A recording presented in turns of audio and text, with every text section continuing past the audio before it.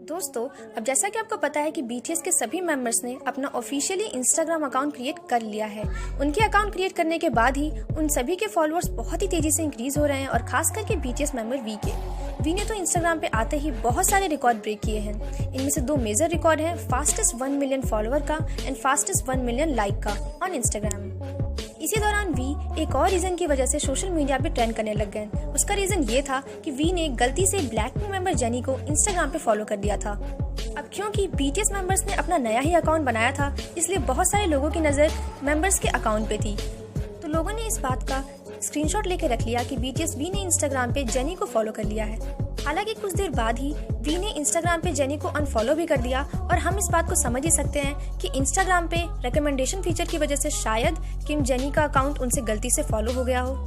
और इस बात को कुछ रियल फैंस समझ भी गए, पर कुछ टॉक्सिक फैंस इस बात को लेकर जेनी और वी दोनों को ही बहुत ज्यादा हेट दे रहे हैं। वीडियो में आगे बढ़ने से पहले अगर आपने अभी तक हमारे चैनल को सब्सक्राइब नहीं किया है then please subscribe to our channel and like to our video.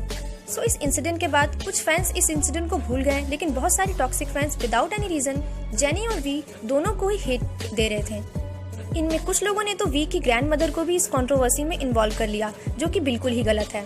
तो बहुत सारे टॉक्सिक बीटीएस फैन किम जेनी के इंस्टाग्राम अकाउंट में जाके उनके रीसेंट पोस्ट में कमेंट करके ये कहते हैं कि वी के गलती से फॉलो करने के बाद जेनी की मार्केट में थोड़ी वैल्यू बढ़ जाएगी। So she is so lucky.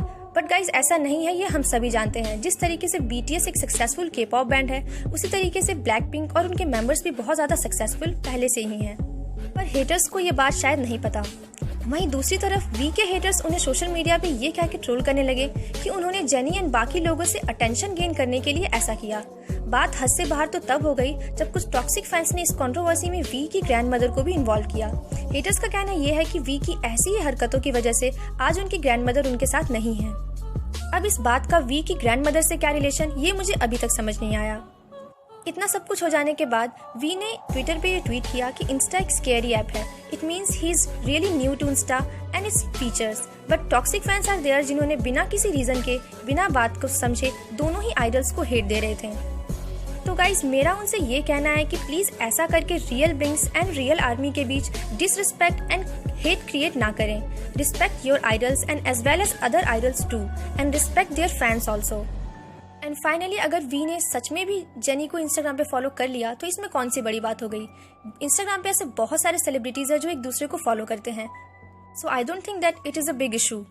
तो गाइस इस पर आपका क्या कहना है, प्लीज कमेंट सेक्शन में कमेंट करके बताएं।